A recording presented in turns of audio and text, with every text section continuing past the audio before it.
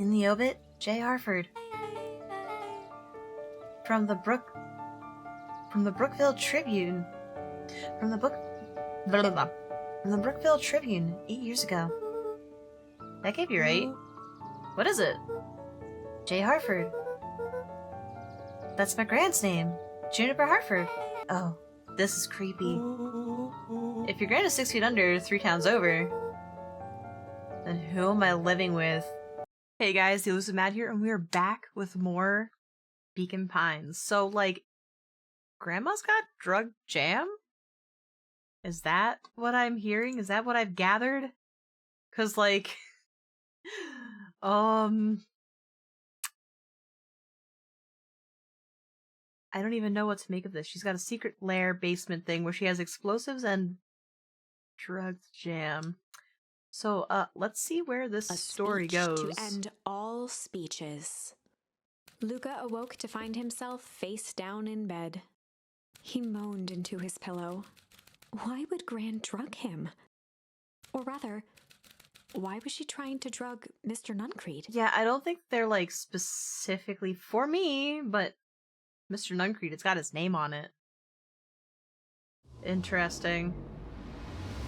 Shaking the questions from his woozy head, Luca snapped back to the matter at hand.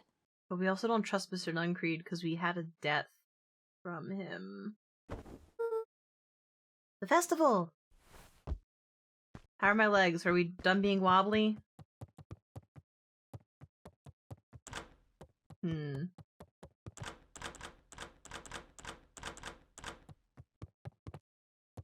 just feel like I'm missing something because I can't get into those.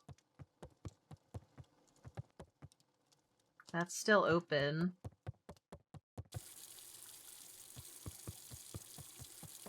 Just gonna leave that open for now. Lights in a weird spot. Is there anything else that I might have missed? I don't think so.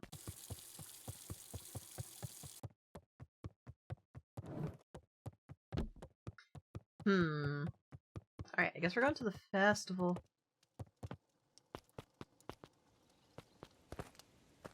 What is going on over here?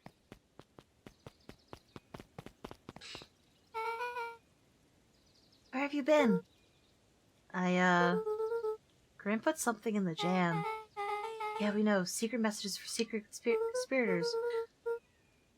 Not this one. The one intended for Mr. Nuncreed. Put me to sleep. Whoa ho ho! Sly devil.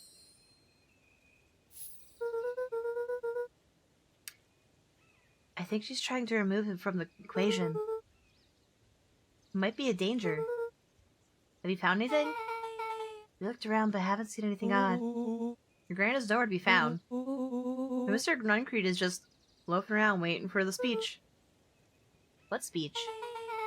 Mayor Gus just got up to the podium. Everyone is gathered at the stage. Let's get moving. I don't like the sound of this. Augustus Valentine nervously wiped his brow. Ahem. This thing... hello, Beacon Pines. I'm Augustus Valentine, your mayor, and... I suppose you already know that.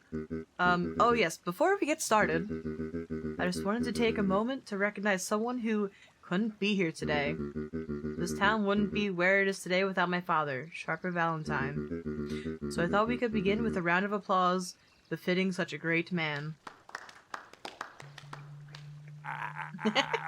Even that's more than the old cougar deserved. Codger? Gus cleared his throat and awkwardly loosened his tie. Right, where was William I? Kerr bounded on the stage with the energy of a preacher at a big tent revival. Oh, this guy. Gus Valentine, everyone! He gave Gus a hearty slap on the back and motioned him off the stage. Let's hear it for our mayor! What a great turnout. Oh heck, I didn't prepare anything. But I suppose I could say a few words. Would be a shame to waste such a beautiful podium. Mr. Kerr pulled a thick stack of note cards out from his vest. Oh, yeah, didn't prepare anything, of course. Community, conviction, commitment. These are the things we celebrate at Perennial Harvest. For us, they're These are the pillars of the bridge to a better tomorrow. But I think it's time to add a new pillar. Change. Change is a powerful thing. It's inexorable, unavoidable, and undeniable. And I am dang gum thankful for it. Change is the reason we're all together today. It's hard for me to believe that it was only 4 years ago when fate brought me here. A simple business trip which brought me to a small town which would change my life forever. Mr. Kerr took a moment to survey the crowd. You know what? He wiped away a single tear. From the second I set foot in Beacon Pines, something about this place has held me captive. You see, change represents opportunity, represents potential. It was change that helped me recognize the potential of this place. To see that the people of this town, despite suffering great loss, still held on to the thing that made them special. He thumped the podium to emphasize each word. Community, conviction, commitment.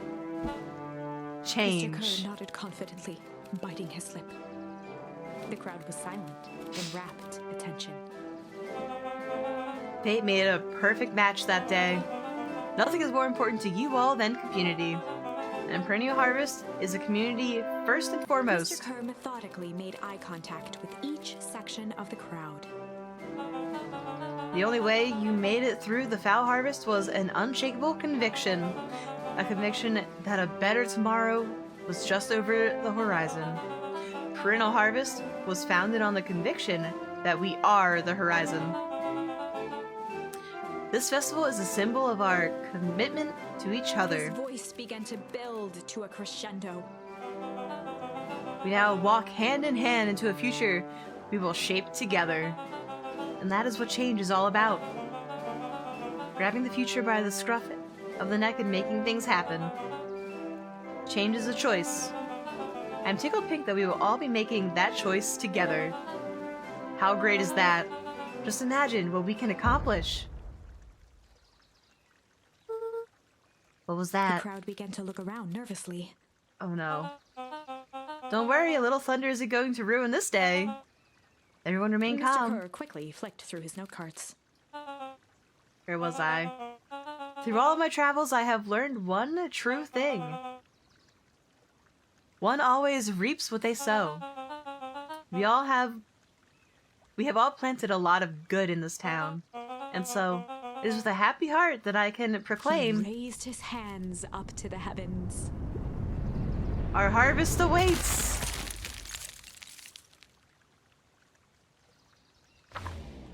I don't think we At that succeeded. moment, a merciless wall of impossibly cold air ripped through the crowd, instantly freezing everyone and everything it touched. Oh no. For a man like William Kerr, this was a fitting way for things to end. On a stage, with an entire town Yeah. frozen in rapt attention for the rest of time. Yeah, it's befitting for The him. end. Not for me. There's that This is- ice again! Whenever I think we're getting close, it comes along and ruins everything! Maybe we should just quit. Maybe you should just close the book, walk away, and never think of me again. No, we're not doing that. I don't mean that. We got a little closer this time. We just need to try again. Maybe there's a different Please. branch. We do have another option here at the interrogation. I do have my fight option here. I think we should go back to the interrogation just because we've been making progress here. We're gonna be sly. Good cop. Sly cop. They'd run the classic good cop, sly cop interrogation. Luca and Rollo ducked behind a barrel, leaving Beck to her task. Oh, Beck's taking this one. With a few crisp snaps, she roused Mr. Tolliver. Okay, alright. What? What's going on here? You're that Moodwill girl. Please, call me back. Sorry about Mr. all Tolliver this. looked down and shifted a bit, testing his restraints. Seems there's been a mix-up. You see, I'm down here for the same reason you are. Juniper sent you? Beck caught herself before letting the surprise manifest on her face. She'd already gotten him to reveal his relation to Gran. This was gonna be easy. You know how Juniper is with her precautions. Operation Sparkplug has us all on edge. I guess she thought you needed some backup? But she sent a child? What better way to avoid prying eyes? Who would suspect a kid? Suppose that makes sense. Mr. Tolliver wriggled a bit in his restraints. Oh, I'm sorry. Beck quickly removed the ropes. That had to be uncomfortable. A little, yeah. But you understand. You never know who to trust in this Mr. town. Tolliver rubbed the growing knot on his forehead. Very true. So it turns out we're both here Beck to... twirled her hand, as if to prompt Mr. Tolliver to finish her thought. destroy the evidence. Beck shook her head and clicked her tongue. Yep, the old gal is nothing if not thorough. Mr. Tolliver let out an amused huff in agreement. She sure is. Can't blame her, though. If anyone were to find out that we're going to destroy the source, well, we both know how bad that might be. No one will know anything once I finish cleaning things up down Beck here. was on a roll now, playing Mr. Tolliver like a fiddle. Got him wrapped around our finger. You sure you can finish this up on your own? Juniper trusted me for a reason. You can leave the rest to me. Good, there's one more loose end I'll go work on. Loose end? Oh, it's nothing, really. The other day I had the radio on scan over stock of a candy shelf. And when you know it, I intercepted an odd phrase in Perennial Harvest transmission. Underground secrets. That's ominous. I think it might be a password, but Juniper dismissed it. Said it wasn't mission critical. What's the password for? We don't know. So we have a password and nowhere to put it? It's gotta mean something, right? Good thinking. You should probably go work that out. I've got this under control. That's a relief. Between you and me, this basement gives me the willies. Heading for the stairs, Mr. Tolliver hesitated and turned to Beck with a puzzled look. She grinned and gave him a peppy wave. With a shrug, he continued up the stairs, whistling a jaunty tune. You guys catch that? Sure did. This whole time Mr. Tolliver had a candy shelf. But all he ever sells is his apples. Beck blinked slowly in disappointment. The password, Rollo. Well, sure, but once things are back to normal, I'll be having a word with Mr. Tolliver about that candy shelf. Fine, in the meantime, I've got an idea. She turned to the table and began tearing small scraps of paper. He said he heard a password on the radio. Any good spy transmission is never what it means. Beck marked each scrap of paper and leaned back. We just need to find the hidden message. Okay. What's another word for underground? Buried, covered. Could it be a cover-up? Maybe it's one of those each letter's a number thingy? So U would be 21. N would be 14. D would be... Oh! It's an anagram! Nuncreed's drugstore. Luca and Beck looked at Rollo with amazement.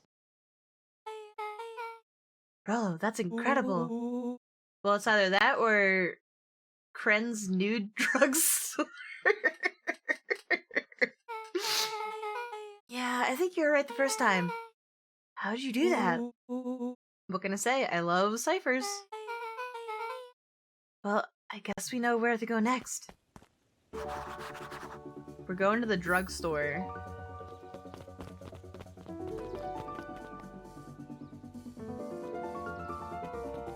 I don't think I should talk to her, but because I know she's in on the plan.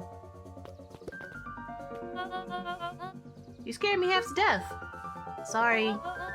You kids haven't seen Mr. Tolliver around, have you? Nope. He's got me waiting around like the last slice of pie. I swear, that man will be late to his own funeral. Alright, we have to make it to the drugstore. You're late, Augustus. Sorry, sister. Just caught up with work. Work? You? I had a few more details to lock down for the festival. Oh. What do you have to report? What is the Insipid Town Festival really about? I think. Gus looked around nervously. I think Mr. Kerr really does just want to do something good for the town. He's actually a pretty nice guy. You should spend some time with him. I didn't pull strings installing you as mayor so that you could make friends. Your job is to help me figure out what Kerr and Perennial Harvest true intentions are with this town. You have a responsibility. It's our father's town. Was. Excuse me? This was our father's town. He's gone, heirs. And he isn't coming back. Father left us with nothing but problems. Mr. Kerr came here and offered to help us. We accepted that help. We didn't agree to them turning Father's warehouse into a toxic dumping ground. That is just a temporary arrangement. The glow could be seen from our damn backyard. They're dumping their nasty little secrets on us. This is all inevitably goes wrong. Who do you think will be blamed? Iris's cry hung in the air. We have a new choice to make now, sister. This town is going to change, whether we like it or not. Are we going to choose to be a part of the future? Or be forgotten in the past? It's a shame. Father named you Augustus. But you will always just be a Gus. Good night, Eris. See you at breakfast tomorrow.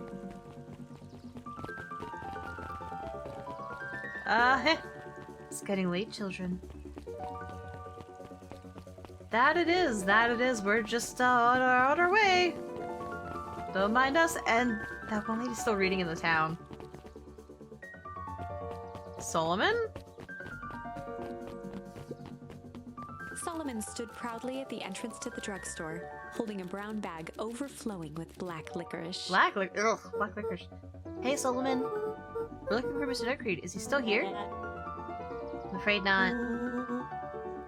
Then where'd you get the candy from? You might say we have an arrangement. Solomon shoveled a surprising amount of licorice into his mouth. Sometimes it's small pleasures in life, though we might not always have family to rely on. Licorice has never let me down. Well, I can't say licorice would be my first choice, but whatever floats your boat. You could tell a lot about a person by the choice of confection. Oh? Yeah, I guess. I like sour gobs. I'm certain you do. I always wondered why Mr. Duncreed kept licorice in stock. You must eat enough of it to make it worthwhile. There are many ways to earn loyalty. For some, it's as easy as a cold, hard cash. And for others, it's as easy as licorice. Well, he's right. It's locked. There's gotta be more clues. Okay, let's see.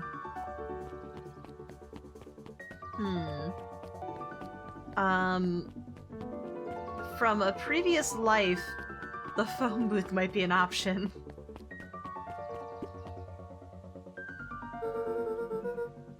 Have you ever seen anyone actually use this thing? Besides Mr. Runcreed? No.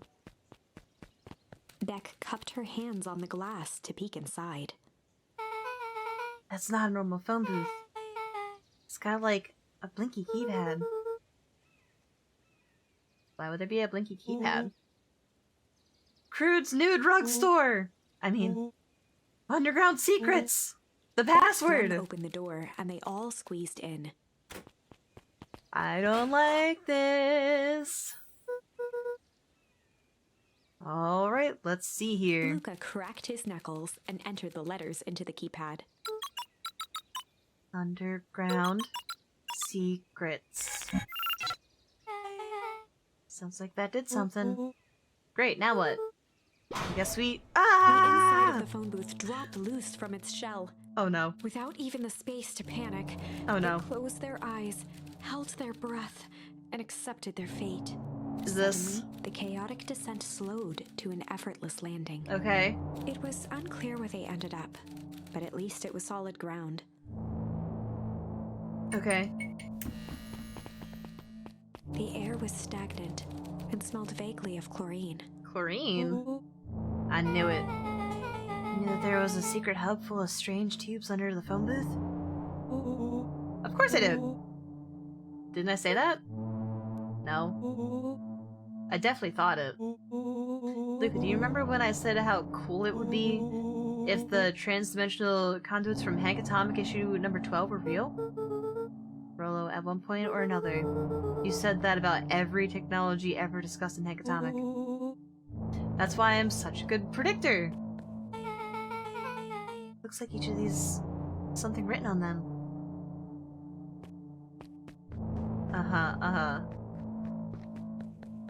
It's the suit. This suit has a broken mask. So we found our mystery warehouse creeper. We've at least found their hazmat suit. If it walks like a nun creed and talks like a nun creed, let's not jump to conclusions. Just saying. Mining Operations Alpha. You guys have mines here? Not that I know of. This town is all farms and fertilizer. And a series of tubes. I always said you can only trust a miner up to the point where they hit gold. Not sure how that wisdom applies to this exact situation. That's the thing about Pa. You don't always realize what he means until it's too late. Okay, so it goes to that's to mines. Perennial Harvest main office. That's where my mom works. What does she do? Science stuff. She's involved. Is she involved in all this? We just moved here. How could she be involved? True. Valentine Fertilizer Warehouse. Isn't that where you almost got snatched? Yeah. Why would Perennial Harvest have a tube going to the old Valentine place? This is starting to feel like something big. That's a lot of buttons. Stand aside, Earthlings. I've read enough Hank Atomic to know my way around a sci-fi tech. hands hovered over the field of blinking buttons. Eeny, meeny, miny.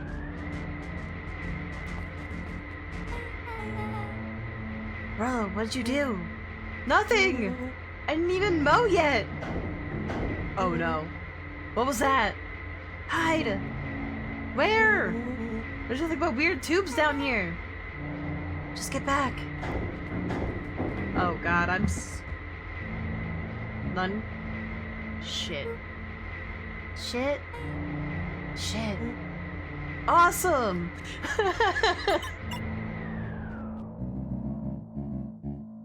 You all need to come with me, now. We aren't going anywhere with you. Not until we get some answers. Mr. Underground Secrets. Told him it was an absurd password, but they love anything that makes them feel clever. They who? That's no matter. If I can keep you hidden until after the festival, I might be able to save your skins. We don't care about our skins. Hold on now, I like my skin. This all stops now, Nun Creed. Joseph waited for a moment in silence. You sound just like him. Ew. Walt. You don't get to talk about my dad. You know, your father and I were friends back He before gestured toward the strange tubes. all of this. That's a lie. It's true. I used to bounce you on my knee. What happened? Same thing that always happens. reality, complications, life. We were a team, Walt and I. An idealistic doctor and a bright-eyed pharmacist. Both hell-bent on helping folks. So you were his sidekick? No. We were partners. He helped the patients and I helped him. Yep, total sidekick. Nuncreed let out a growl of a sigh. Luca, I need you to know this. I need someone to know this. One day, Sharper Valentine comes to us. Says he's got an opportunity. He'd found something he didn't quite understand. He was willing to pay us both handsomely to help him understand it. And my dad said no. Your father and I both believed in helping people. But the thing I could never get him to understand was, it's a lot easier to help others if you help yourself now and then.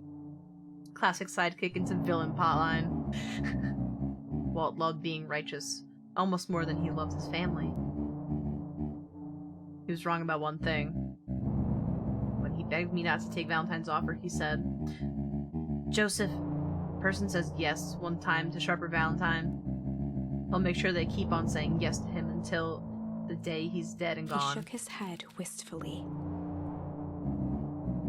Sharper's long gone, but he's still got me saying yes. Is there a point to this sob story? Not really, no. Just an old man trying to delay what needs doing. Nuncreed took a menacing No! step towards the children. No!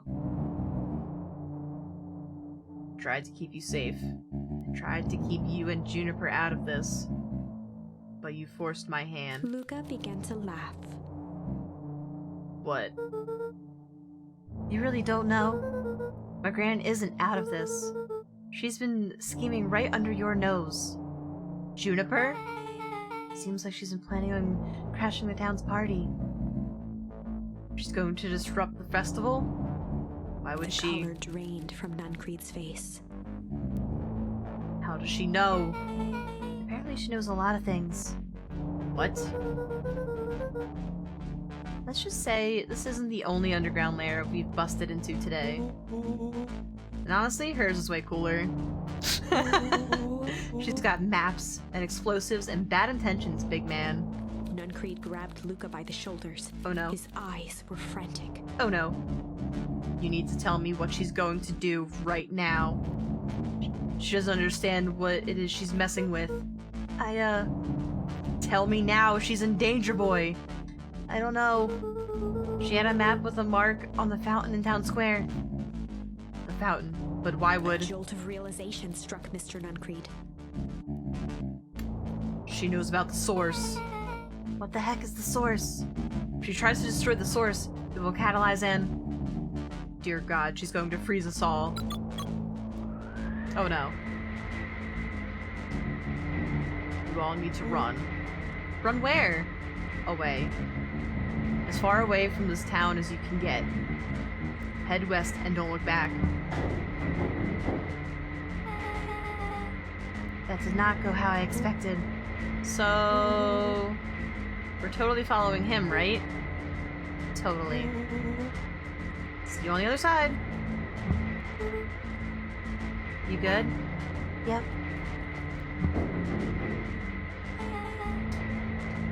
I love this town. Chapter 8. So the source mixed with whatever Gran's about to do The cold, hard truth. causes it to freeze? Beck leapt up, allowing the suction to yank her into the dark. Dimness eclipsed around her like the shutter of a camera as she seemed to cover great distance in mere moments. Her only points of reference were glints of upcoming turns, which approached with frightening speed, only to carom her gracefully along. She heard the tinny, distant echoes of Rollo's glee. Once she stopped fighting against it, the ride was impossibly smooth. Then, Nice, that's all good. of a sudden, as if minutes had passed in an instant, light blazed into view. Oh. A burst of wintry air snuffed across her face Where are we? as she was flung out into the cold. Where did we go? Where is this?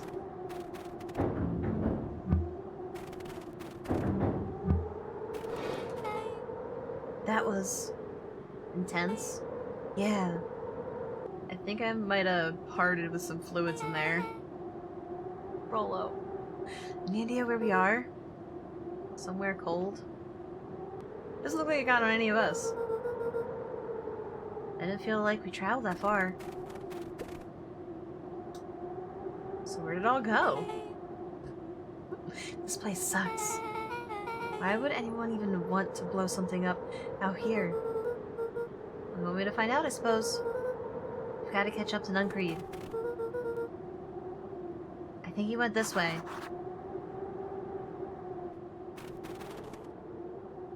Wait. I thought this looked familiar. That arch. The sign. This looks familiar, yeah. Maybe we can clear off the snow? No time, Nuncreed's getting away.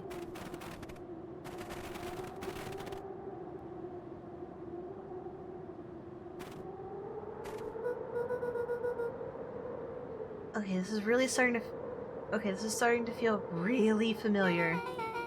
I may not be the most well-versed at all things Beacon Pines, but this does look like some sort of frozen replica of town. Yeah, I got it. It's so obvious now. Mr. Nuncreed is an alien. Hello. Stick with me here. The species can only live in sub-zero temperatures. Oh boy, here we go. And the source is their base camp dimensions, so naturally they keep it cold. We found it by traveling through those metallic wormholes back there. The final objective: kill us all and shapeshift into Beacon Pine citizens of their choosing. You never really had me. But you very much lost me there. You get used to it. We should keep moving. Alright. I'm gonna stop here. I have a theory, and so this town just makes me think that after when Perino Harvest came in and did like a deep clean and moved everyone to hotels, did they just build, like, make an exact replica of town instead? I don't know, but like, if you know, what are your thoughts? What are your theories? Let me know in the comments below, and if you're liking the series, please like the video so that, like, YouTube, you know the thing. But thank you guys so much for watching. This is getting so intense, and I will see you in the next one. Bye, guys.